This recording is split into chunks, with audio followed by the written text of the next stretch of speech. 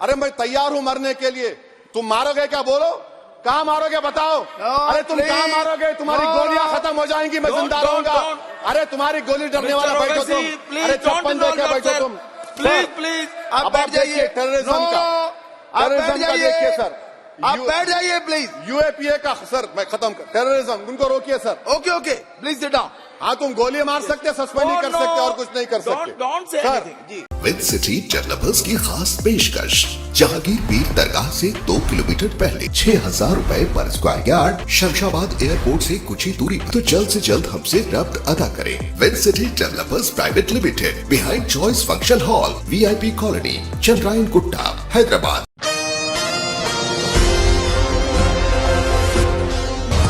ये राज्यसभा के माननीय सदस्य का नाम निकाल दीजिएगा।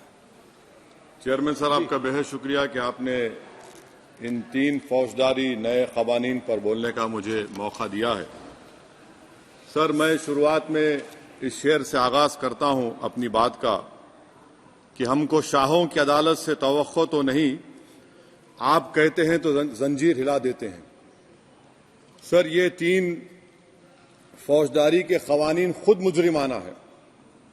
ये जुर्म की रोकथाम से ज्यादा हुकूमतों के जराइम को कानूनी शक्ल देने के लिए बनाए जा रहे हैं। अब तरफे तमाशा यह है सर कि पिछले सेशन में मोदी हुकूमत ने जन विश्वास बिल 2023 को, जिसमें 183 प्रोविजंस और 43 कवानीन थे इम्प्रिजनमेंट के, उसको निकालकर फाइन में तब्दील कर दिया। उसमें ड्रग्स एंड कॉस्मेटिक्स एक्ट को भी तरमीम की गई और सजा के बजाय सबस्टैंडर्ड ड्रग्स के लिए आपने फाइन ला लिया। तो मैं ये बोलना चाहूंगा सर कि सबस्टैंडर्ड ड्रग्स के मैन्युफैक्चर के लिए आपने जेल के बजाय फाइन उसमें तब्दील कर दिया तरमीम करके। तो ये जरूरी है बोलना इस ऐवान में कि जन विश्वास के नाम पर आपने इस सबस्टैंडर्ड ड्रग्स से आवाम को खतरे में डाल दिया। अब आप डीक्रिमिनलाइजेशन की बात करते हैं, जहां पर कंपनीज को सजा देना था वहां पर आपने नहीं किया, फाइन में तब्दील कर दिया। और जो कवानीन नॉन वायलेंट क्राइम्स हैं, सेडेशन, डेफेमेशन, उसको आपने इस नए क्रिमिनल लॉ में ला लिया। तो सर, ये बात साफ हो गई कि जन के लिए अविश्वास, धंधे के लिए विश्वास, ये इस हुकूमत का नया मंत्रा है। और लाइटर वेन में अगर मैं कहूं तो जॉन अलिया ने कहा था कि जुर्म में हम कमी करें भी तो क्यों, तुम सजा भी तो कम नहीं करते। सर, आज सच्चाई इस देश में यह है कि सूट पहनने वाला क्राइम से जुर्म से बच जाता है, जेल से बच जाता है। एक खाकी पहनने वाला किसी को करीब से गोली मार सकता है, हथकड़ी पहने हुए मुजरिम को, उसको कुछ नहीं, जवाबदेही नहीं है। सच्चाई हमारे मुल्क में यह है कि इस ऐवान में जिन पर टेररिज्म का चार्ज है वो इस कानून पर वोट डालेंगे कि टेररिज्म क्या है, नहीं है। सर, मुझे ये कहने की इजाजत दीजिए कि अगर आज भगत सिंह को और मोहनदास करमचंद गांधी को ये 3 कवानीन बनाए जाते तो भगत सिंह और मोहनदास करमचंद गांधी कहते कि रोलट एक्ट है, ये 3 कवानीन रोलट एक्ट है। अब हुकूमत को बताना पड़ेगा कि असल मकौले पुत्र कौन है। सर, सच्चाई यह है कि इस मुल्क के गरीब, दलित, मुसलमान, आदिवासी, इनके लिए जिंदगी से बड़ी कोई सजा नहीं है। और क्या जुर्म है पता ही नहीं इनको। सर, अगर हमको रिफॉर्म करना था, इस्लाह करना था, तो हमको उन प्रोविजंस को निकालना था जो हुकूमत और पुलिस को मनमानी करने की इजाजत देती है। हमको वो प्रोविजंस को निकालना था कि जो मंत्रियों को और पुलिस को ये मौका मिल जाता है लोगों को सालों जेल में रखने का, उन पर कोई जुर्म पर साबित नहीं होता। हमको ये करना चाहिए था कि जो प्रोसिक्यूटर होता है वो फैब्रिकेटेड एविडेंस डालकर ताकतवरों को अपनी ताकत की बुनियाद पर उनको छूट दे देता है। हमने वो काम नहीं किया। आज हमारे वतन अजीज भारत में सबसे ज्यादा अंडर ट्रायल अगर कोई है जेलों में तो मुसलमान, दलित, आदिवासी हैं। सर, इनका कन्विक्शन रेट देख लीजिए आप। एनसीआरबी का डेटा है 2017 से 21 का, 20% अंडर ट्रायल मुसलमान है, 16% कन्विक्शन है और मुसलमानों की आबादी 14.2% है। प्रिवेंटिव डिटेंशन यदि जिसको इस्तेमाल किया जाता है जुडिशियल प्रोसेस को सबवर्ट करने के लिए और फेयर ट्रायल को सबवर्ट करने के लिए, आज भारत की जेलों में 30% डेटेन्यूज मुसलमान है। उत्तर प्रदेश में 2017 में 33% मुसलमान डेटेन्यूज थे। आज 83.9% उत्तर प्रदेश की जेलों में मुसलमान डेटेन्यूज है। सर, एक और मिसाल दे रहा हूं, CSDS की रिपोर्ट है, थिंक टैंक है बहुत बड़ा, जो कहता है कि they have found substantial prejudice against Muslim police force. Bihar, Maharashtra, Uttarakhand, Jharkhand, 2/3 of the surveyed police personnel believe that Muslims were more inclined to violence than members of the communities. ये empirical evidence है। इसी रिपोर्ट में कहा गया कि 35% जिन पुलिस के अहदेदारों का सर्वे किया गया, उन्होंने मॉब वायलेंस को नेचुरल करार दिया, खास तौर से उन केसों में जहां पर काउ स्लॉटर होता है। CJPAP का इन्वेस्टिगेशन रिपोर्ट है सर कि कोविड-19 के दौरान जिन लोगों 25% मुसलमानों का अरेस्ट किया गया था, ये बायसनेस नहीं है तो क्या है। मध्य प्रदेश में मुसलमान 7% के करीब है और 21% मुसलमानों का नाम सर FIR में डाल दिया गया था। सर, प्रोजेक्ट 39 ने, नेशनल लॉ यूनिवर्सिटी ने उन लोगों का सर्वे किया जिन पर सजाए मौत दी गई। हैरत अंगेज बात यह है कि सर 76% बैकवर्ड क्लास, दलित और रिलीजियस माइनॉरिटी से ताल्लुक था। कितने दलित और STs डेथ रो पर हैं सर? महाराष्ट्र में 50%। कितने मध्य प्रदेश में है सजाए मौत के? 36% दलित और आदिवासी। कर्नाटका में 36%, बिहार में 31%, झारखंड में 30%, गुजरात में 19 लोग जो सजाए मौत के इंतजार में हैं, 15 मुसलमान हैं। केरल में 60% जो सजाए मौत के मुलजिम है रिलीजियस माइनॉरिटीज है। सर, आखिर इस देश में कब तक ये चलता रहेगा कि अनस्पोकन रिजर्वेशन उन लोगों के लिए उनके पास पूरा पॉलिटिकल पावर है और एक अनस्पोकन रिजर्वेशन है दलित, मुसलमान, आदिवासियों के, इनको जेल में रहना पड़ता है। कि आखिर ये कैसे मुमकिन है सर कि आलाजात के जो अक्सरियती तबके के लोग हैं उनके पास सियासी ताकत है, माशी ताकत है, सोशल ताकत है और मुसलमान और दलित आदिवासी जेलों में पड़े रहते हैं। अरे अगर आप 3 कानून लाकर इस्लाह कर रहे हैं तो कौन सा इस्लाह है? आप तो ताकतवरों का रिफॉर्म कर रहे हैं, गरीबों को इससे क्या फायदा हो रहा है? तो जैसा अंग्रेजी में कहा गया था कि the cure is dangerous than the disease. Sir अब आप आ जाइए BNSS पर, क्लॉज 187, डिटेंशन का पीरियड देख लीजिए सर 187(3) में, यानी 15 दिन से ज्यादा आपको मुश्किल है प्रेजेंटली। अब आपने प्रोविजन दे दिया कि 90 दिन तक आप कभी भी 5 दिन का, 6 दिन का, 10 दिन का, यानी 90 दिन तक किसी को बेल नहीं मिलेगी। और हैरत अंगेज बात यह है कि UAPA के कानून में जिसको जेल में डाला जाता है UAPA में, 30 दिन के बाद एक सुपरिटेंडेंट ऑफ पुलिस को कोर्ट में एफिडेविट देना पड़ता है कि क्यों आप पुलिस कस्टडी ले रहे हैं जेल से। आपने वो भी निकाल दिया। यानी जिस किसी को भी आप इस कानून में अरेस्ट करेंगे, UAPA से ज्यादा मैं 90 दिन जेल में रहूंगा। और कौन रहेगा जेल में? मुसलमान रहेगा, दलित रहेगा, आदिवासी रहेगा और बेल उसको नहीं मिलेगी। तो ये खुद सुन लीजिए, तो यानी कन्विक्शन नहीं होगा, ना बेल मिलेगी क्योंकि पुलिस कस्टडी है। ये कानून में है सर, आप मुझे करेक्ट कर सकते हैं। अच्छा, DK बासु के गाइडलाइंस को आपने अडॉप्ट नहीं किया। क्लॉज 53(1) आप ये भी नहीं कह रहे कि भाई कौन उसको एग्जामिन करेगा, तो discretion of the medical practitioner. अरे आप ये पुलिस में जब जाते हैं तो पुलिस इतनी खातिर तवाज़ो करती है कि तलवों से लेकर जिस्म तक पूरे निशानात उसके जिस्म पर रहते, और आप कह रहे हैं कि मेडिकल प्रैक्टिशनर डिस्क्रेशन करेगा तो होगा। अब आप आ जाइए सर इसके ऊपर, आपको बता रहा हूं सर। अब आप देखिए क्लॉज 187 तो आपके सामने जिक्र कर दिया मैं सर। अब आप देखिए क्लॉज 472 मर्सी पिटीशन, आर्टिकल 79 और 161 का कॉन्स्टिट्यूशन का हिस्सा है, और ये आप कानून लाकर कहती हैं कि उसकी तरफ से मर्सी पिटीशन डालेगा तो कन्विक्ट, लीगल है, अदर रिलेटिव। सर जो सजाए मौत काटेगा वो तो आधा पागल हो जाता है जेल में। आप थर्ड पार्टीज को मौका नहीं दे रहे।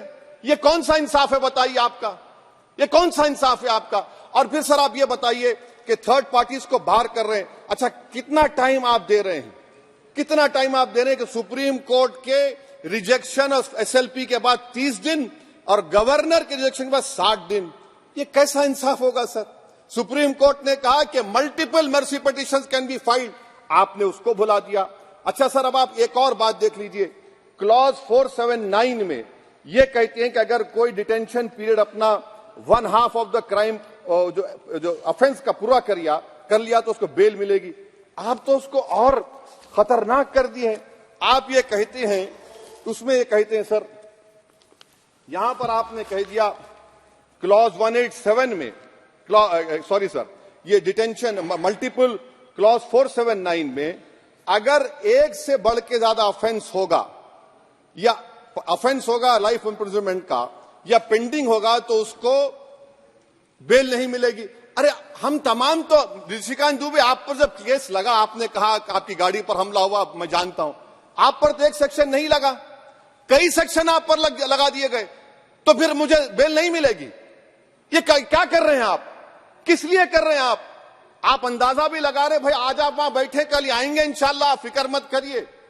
पावर इटर्नल नहीं होता, ये तो कुदरत का निजाम है कि जो गंदगी करता है तो उनके लिए किसी और को मौका मिलता है, मगर आपको आना पड़ेगा एक दिन।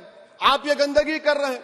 अच्छा सर, ये बताइए कि हमने आप किसको कितना पर्सन्स वर पेंडिंग प्रोसीडिंग्स इन मोर देन वन ऑफेंस, और चार्जशीट में कई आते हैं। यानी जब हम पर केस बुक होता है सर तो फूल का गुलदस्ता आता है, हर सेक्शन होता है उसमें, तो मुझे बेल नहीं मिलेगी। तो ये एक बात है सर। फिर आप आ जाइए सर, मैं आपको बताना चाहूंगा सर, यहां पर आपको, सॉरी सर, ये इतना बड़ा बिल है। फिर आप टेररिज्म पर सर, बीएनएस का टेररिज्म सर, ये बड़ा ही डेंजरस आपने खतरनाक आपने काम किया है। इससे दहशतगर्दी का मुकाबला नहीं होगा, सिविल लिबर्टीज खतरे में पड़ जाएंगे। और सबसे बड़ी बात तो यह है सर, इसमें आपने नोटिफाई करेंगे किसी को टेररिस्ट, कोर्ट क्यों नहीं करेगा? पुलिस वाला कैसे करेगा मुझे टेररिस्ट नोटिफाई? किसी ऑर्गेनाइजेशन को टेररिस्ट घोषित कर देंगे।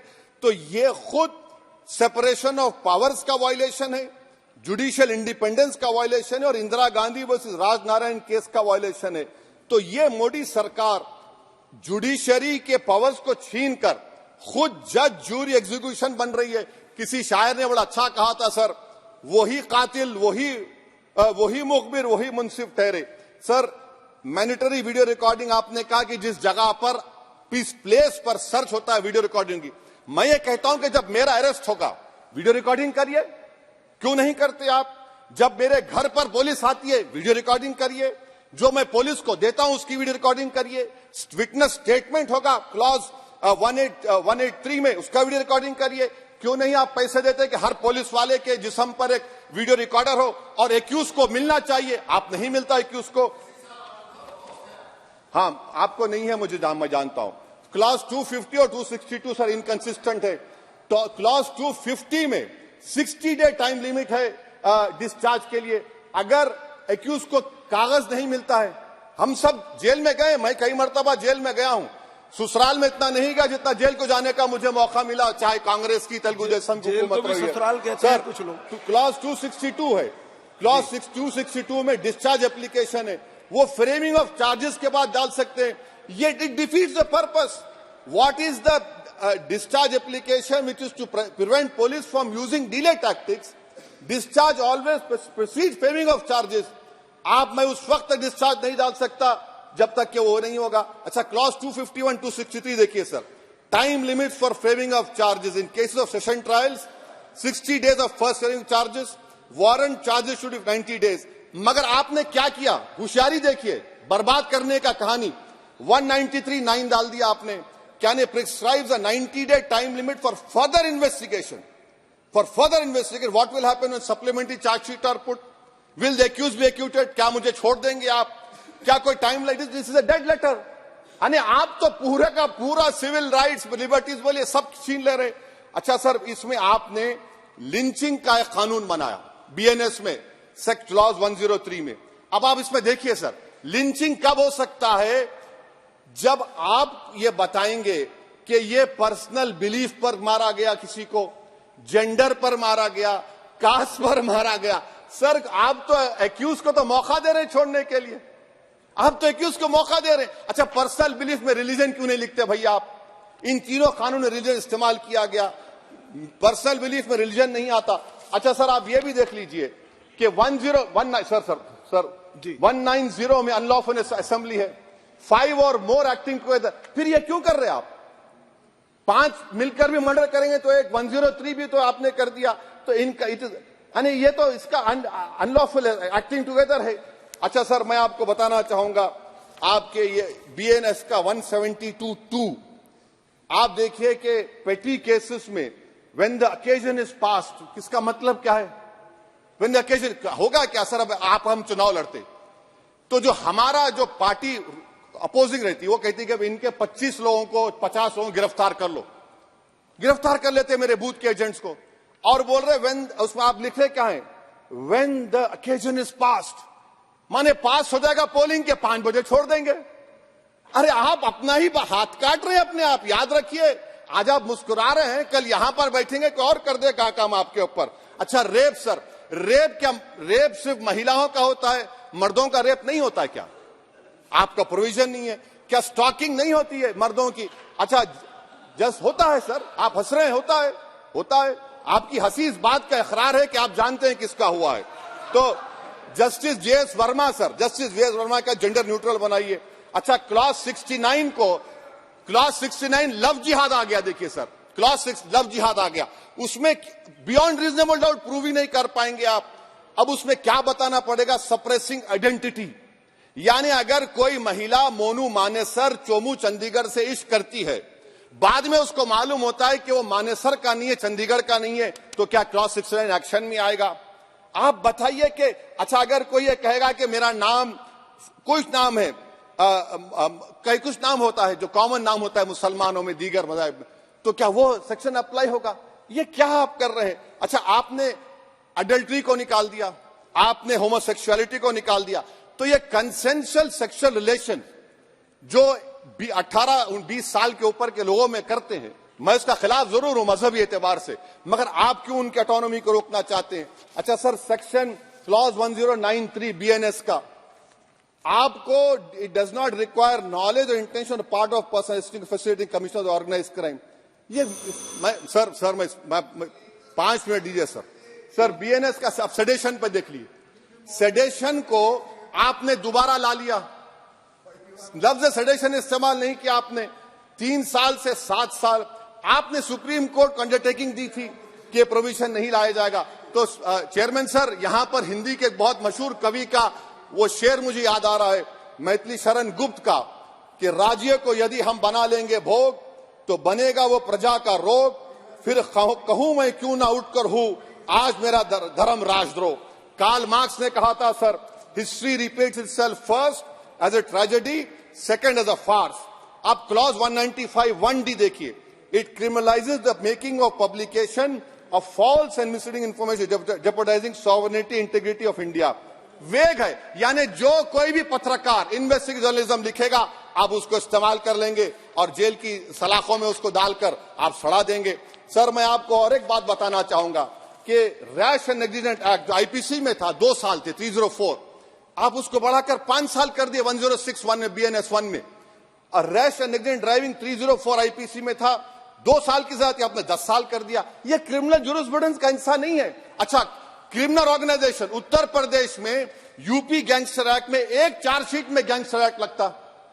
सर आप बताइए फिर यूएपीए का क्या होगा, पीएमएलए का क्या होगा, महाराष्ट्र मकोका क्या क्या होगा, गुजरात के कोका क्या क्या होगा? आप ये सब कानून रख रहे हैं और एक पुलिस वाले को आप ये तमाम कानून की इजाजत देंगे? याद रखिए, जिंदगियां बर्बाद करने का काम आप कर रहे हैं और सबसे बड़ा इसका नुकसान होगा। किसका नुकसान होगा? दलितों का, मुसलमानों का, आदिवासियों का। और वो पॉलिटिकल पार्टीज जो कल आज सत्ता में है, कल नहीं रहेंगे, वो बदले की भावना से काम करते हैं। सर मुझे पुलिस ने पीटा सर, 1999 22 दिसंबर को मेरे सर पर 20 टाके लगे, पीठ से लेकर पैर तक मारा गया। आपको मालूम सर क्या हुआ? तेलुगु देशम की सरकार थी, उन्होंने उन दोनों पुलिस वालों को जिन्होंने मुझे मारा था उनको आईपीएस कन्फर कर दिया। आईपीएस अरे मैं तैयार हूं मरने के लिए, तुम मारोगे क्या? बोलो कहां मारोगे बताओ? अरे तुम कहां मारोगे? तुम्हारी गोलियां खत्म हो जाएंगी, मैं जिंदा रहूंगा। अरे तुम्हारी गोली डरने वाला बैठो तुम, अरे चप्पन देके बैठो तुम। प्लीज प्लीज आप बैठ जाइए। टेररिज्म का देखिए सर, आप बैठ जाइए प्लीज। यूएपीए का सर मैं खत्म कर, टेररिज्म उनको रोकिए sir. Okay okay please sit down. हाँ, तुम गोली मार सकते, सस्पेंड नहीं कर सकते और कुछ नहीं कर सकते। Don't say सर, anything, जी। टेररिज्म का डेफिनेशन में आप देखिए, यूएपीए का सेक्शन 16 क्लॉज 113 में आ गया, यूएपीए का सेक्शन 15 क्लॉज 131 में आ गया। देख लेंगे उसको, देख लेंगे। यूएपीए का आपत्तिजनक अंश निकाल दिए जाएंगे। यूएपीए का क्लॉज 18 113(4) में आ गया, यूएपीए का क्लॉज 18 113(3) में आ गया, यूएपीए का क्लॉज 20 113(5) में आ गया, यूएपीए का सेक्शन 19 113(6) में आ गया। अरे भाई साहब, फिर क्या बचा है? आप यूएपीए से, मकोका से, गुजरात कोका से, पीएमएलए सब ला लिए। तो स्पीकर सर, मैं अपनी बात को खत्म करने से पहले मैं उम्मीद कर रहा था कि मैंने वजीर दाखिला का एक स्टेटमेंट सुना था अमित शाह साहब का, कि जब गुजरात के होम मिनिस्टर थे तो उन पर जुल्म किया गया, उनको दबाया गया। मगर हम ये समझ रहे थे कि जिस शख्स पर नाइंसाफी हुई है, जो वो क्लेम कर रहे हैं, तो कम से कम वो दूसरों से नाइंसाफी तो नहीं करेंगे। आप क्या कर रहे हैं?